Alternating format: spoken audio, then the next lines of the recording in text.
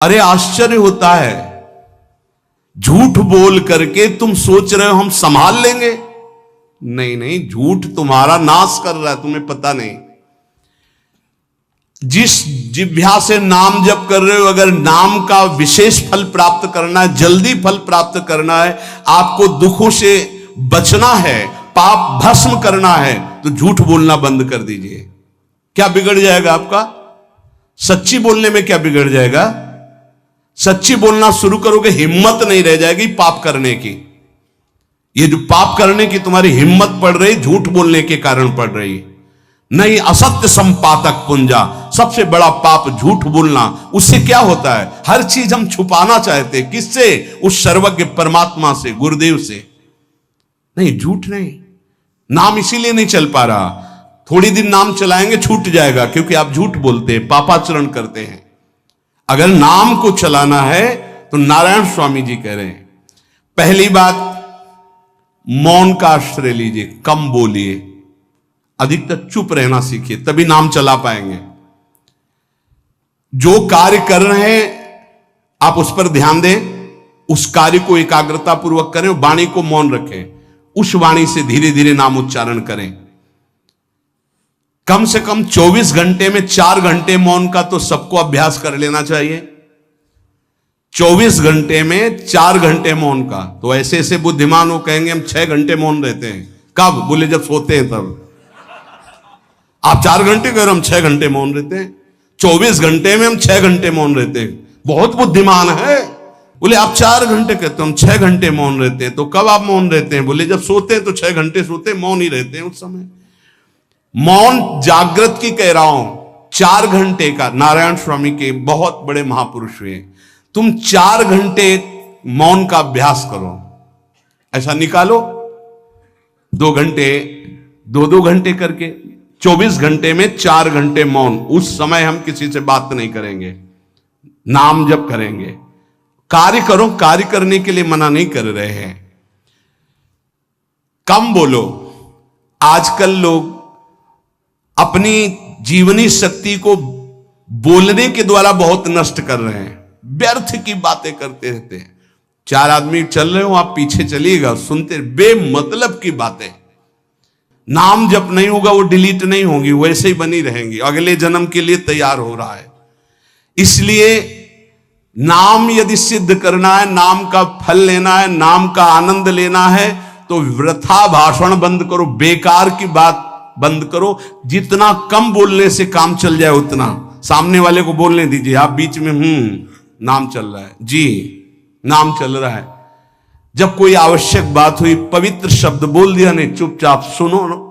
उसको लग रहा है कि आप संभाषण करो, मान लो रिश्तेदार है, नातेदार है, मित्र, अब आप व्यवहार में हैं, आप सीधे ये तो नहीं कह सकते हमसे बात मत करो। नहीं, हाँ बात कीजिए, लेकिन आप कम बोलिए, उसको बोलने दीजिए, आप नाम जप कीजिए, जरूरत भर बात कीजिए।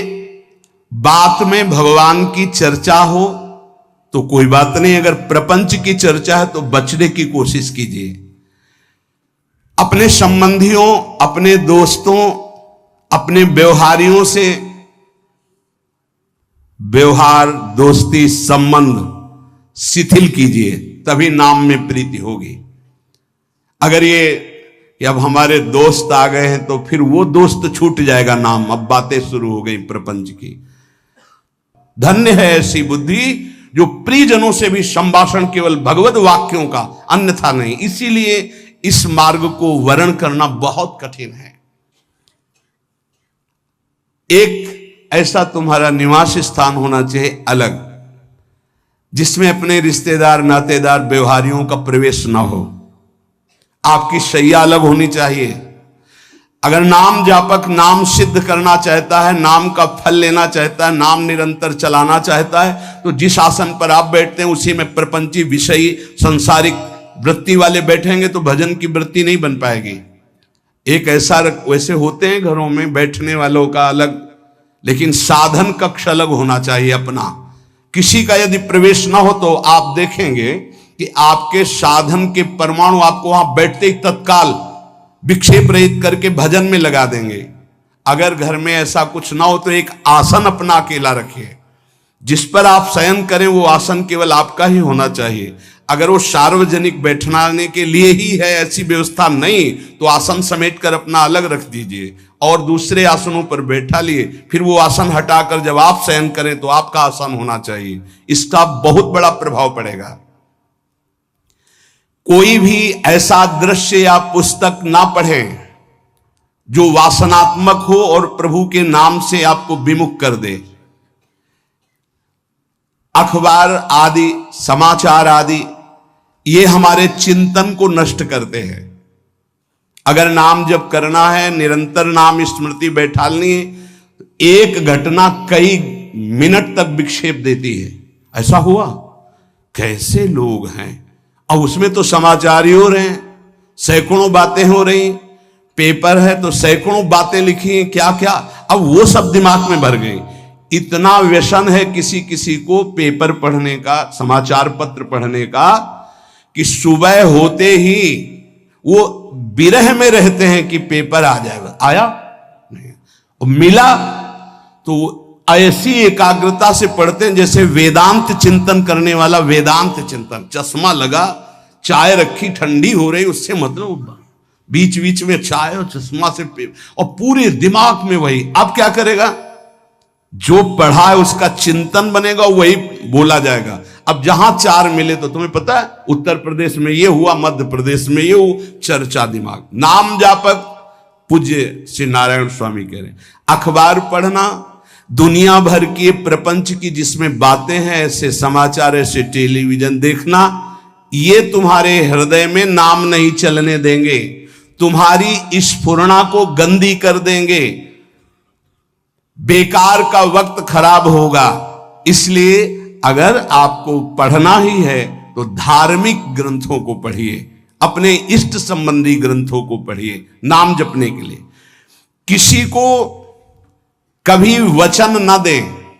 पांचवा, बहुत बहुत पॉइंट की बात करें, यदि आपने किसी को वचन दे दिया और पूरा नहीं किया तो भजन का फल वहां जाएगा, ध्यान रखना। यही हमसे सब त्रुटियां होती रहती है अपने लोगों से। जाओ आज से बाद वचन दे दिया, हम ऐसा नहीं करेंगे, नहीं करेंगे चाहे मर जाएं। और अपने लोग ऐसे फिसड्डी हैं कि शाम के वचन देते हैं और सुबह फिसल जाते हैं, 2-4 दिन बहुत चला फिर फिसल जाते हैं। बोले कसम से आज से ऐसा नहीं करेंगे। तो आप इसको खिलवाड़ न समझे, आपके सुकृत नष्ट हो रहे हैं, वासना आपके सुकृतों को नष्ट कर रही। दूसरा, जैसे आपने किसी से कहा कि मैं शाम के 5 बजे आ जाऊंगा, तो 5 बजने में 5 मिनट कम होने पर आपको पहुंच जाना चाहिए, 5 मिनट ओवर होने पर नहीं, उसके पहले ही आपको ऊपर। यह संतों के जीवन में देखा गया है। समय का बहुत बड़ा जीवन में अस्तित्व है। अगर आप किसी को समय दें, फिर उसमें प्रमाद स्थिति नहीं होनी चाहिए। 5 मिनट पहले पहुंचिए। समय दिया है किसी को तो 5 मिनट पहले उसको इंतजार ना करना पड़े। रात को सोते समय नाम जापक उपासक विचार करें, मेरा नाम किन किन कार्यों में छूटा, मेरे से कौन कौन सा पाप हुआ, मैंने कौन सी आज गलती की जो नहीं करना चाहिए, और उसे डायरी में नोट करें। नारायण स्वामी कह रहे हैं दूसरे दिन सावधानी पूर्वक वो गलतियां ना होने पावे जो हमने आज की। जब उपासक सत्य बोलना स्वीकार करता है तो उसके हृदय में डर जागृत हो जाता है। ध्यान रखना, डर ये माया के द्वारा प्रेरित है। अगर व्यापार में सत्य बोलेंगे तो पैसा अधिक नहीं आएगा, अगर हम सत्य बोल दिए तो डांट लगेगी, अगर हम सत्य बोल दिए तो सब लोग जान जाएंगे मैं ऐसा गंदा हूं। सच्ची मानिए, सत्य बोलने का नियम ले लीजिए, आप निष्पाप हो जाएंगे, आप महात्मा बन जाएंगे अंदर से। कोई भी पापाचरण आपके जीवन में नहीं रह जाएगा। भगवान का नाम सत्य है, उस नाम को चलाने के लिए झूठ बोलने वाला नाम को कैसे चला सकता है। सत्य बोलने से यदि तुम्हारा नुकसान हो रहा है तो तुम सह जाइएगा। नारायण स्वामी कह रहे हैं उससे बड़ा लाभ आपको श्री भगवान प्रदान करेंगे। आप सत्य बोलिए। आजकल भगवान पर विश्वास नहीं, इसलिए झूठ पर विश्वास है। कलयुग की ऐसी प्रेरणा है कि सब झूठ बोलने लगे हैं। कोई डरता ही नहीं झूठ बोलने में, पूरा का पूरा। जैसे नहीं कहते कुछ तो सत्य होगा, ऐसे ऐसे महानुभाव हैं कि 100% झूठ बोल जाते हैं, 100%।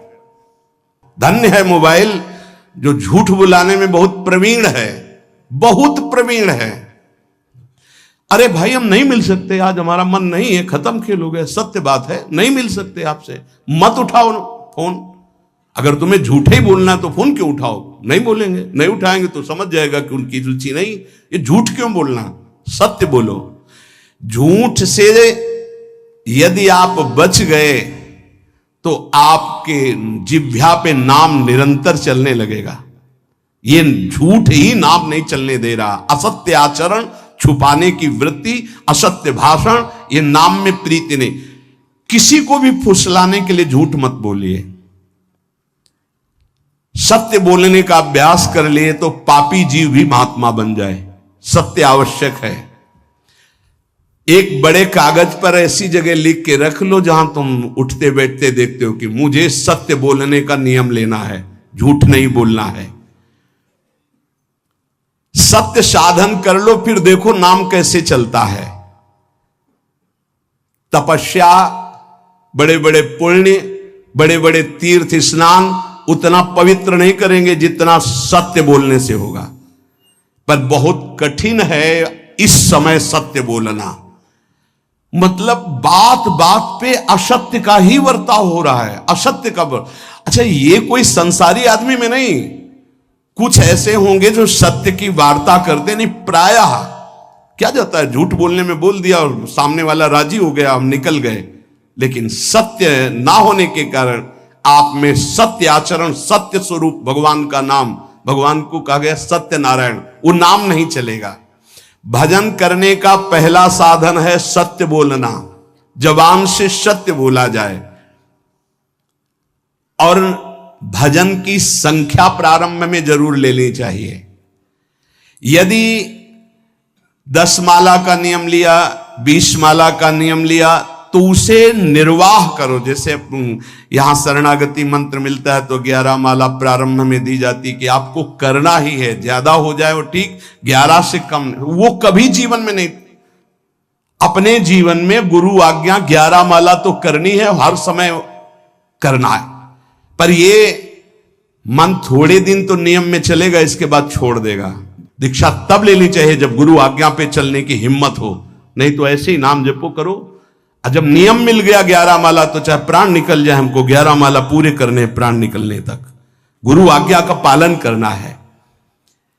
यदि आप नाम जप अधिक मात्रा में नहीं करेंगे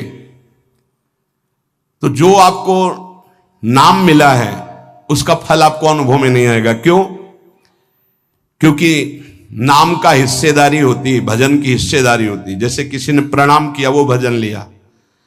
गृहस्थी को इसीलिए मना किया है कि रास्ते में परिक्रमा मार्ग में हलवा पूड़ी ये सब बट रहा है, हाथ मत फैलाओ। वो दान कर रहा है, सुकृत कर रहा है, और कोई दूसरे ले विरक्त आदि। आप अपने भूख मिटाने के लिए 4 रुपया के चना लेके भले पालो, लेकिन दूसरे के द्वारा दिया हुआ हलवा मत पाओ। यहां धाम आए हो, भगवत कमाई करने आए हो, यहां नाम जप करो, कष्ट सहकर परिक्रमा दो। हो सके 4 रुपए की वस्तु लेकर के आप पशु पक्षियों को पवा दो, किसी एक का पेट भर, तुम मत पाओ दूसरे का। तुम चाहो तो उपवास कर सकते हो, या प्राण पोषण के लिए रूखा सूखा थोड़ा खा लो। ये दूसरे के आराम से धाम में हम आए 2-4 दिन खूब खाए पिए नहीं, भागीदारी हो जाएगी तुम्हारे पुण्यों की। वहां ऐसे फ्री नहीं है कुछ। भजन का भागीदार राजा भी होता है, जिसके राज्य में रह रहे हैं। जो अन्न देता है वो भजन का, जो वस्त्र देता है वो भजन। इसीलिए गृहस्थ को कहीं कुछ भी स्वीकार नहीं करना चाहिए, ये बहुत ध्यान रखें। अगर आप कहीं तीर्थ साधु आश्रम कहीं जाते हैं, कोशिश कीजिए कि किसी से सेवा ना ले, और अगर सेवा ले तो उसके अनुसार फिर अर्थ दे दे। अगर आपने वहां भोजन पाया, पान पाया, तो उसके अनुसार सोच ले कि अगर हम इतना खरीदते तो कितने का मिलता, वो दे दिया तो आपका भजन बच गया। कभी आपको कोई प्रणाम नमस्कार करे, तत्काल बराबर प्रणाम करो। किसी को अपना भजन का हिस्सेदारी नहीं, सबका मंगल हो। ये भजन जितना बढ़ेगा तो आपको भगवदाकार कर देगा। दिन रात 24 घंटे में 21,600 श्वास चलती है। 21,600 श्वास में 6 घंटा तो सोने के चले जाते, उसमें तो चेतना नहीं रहती। अब हमको अगर 21,600 नाम हमको जपने को मिल जाए तो हमारी हर श्वास सार्थक हो जाए। जो हम 5-6 घंटा सोते हैं उसमें जिनका अभ्यास है तो बात अलग है, नहीं तो वो व्यर्थ जाती है। तो हमें एक श्वास में कई नाम जपने का अभ्यास करना चाहिए, जिससे 200 माला फेरने पर ये 21,600 श्वासों की गणना पूरी होती है। अगर हम 200 माला का नियम ले तो इतना हो सकता है। तो हमें लगता है अगर हर समय माला नहीं ले सकते तो श्वास वाली माला बहुत अच्छी रहती है। श्वास में 4 बार खींचो, 4 बार नाम लेते हुए छोड़ो। दूसरा साधन, एक छोटी माला ले ले, जो आजकल तो काउंटर चला है। काउंटर में ज्यादा सुविधा संसार के क्रियाओं में रहने वालों को होती कि क्या अपनी जेब में डाल लिया। तीसरा साधन वो बहुत कठिन है, मन की वृत्ति से नाम जप करना। माला, श्वास और मन की वृत्ति, उसमें श्वास की भी गणना का ध्यान नहीं रहता, उसमें केवल चिंतन होता है, चल रहा है। पर ये आखिरी स्थिति होती, इसी के बाद वो परिपक्व अवस्था होता है। जिह्वा से धीरे धीरे नाम उच्चारण करते हुए ये पहला अभ्यास है। प्रारंभिक को एकदम मानसिक में नहीं पहुंचने की चेष्टा करनी चाहिए, 2-4 नाम के बाद मन प्रपंच में फंसा देगा।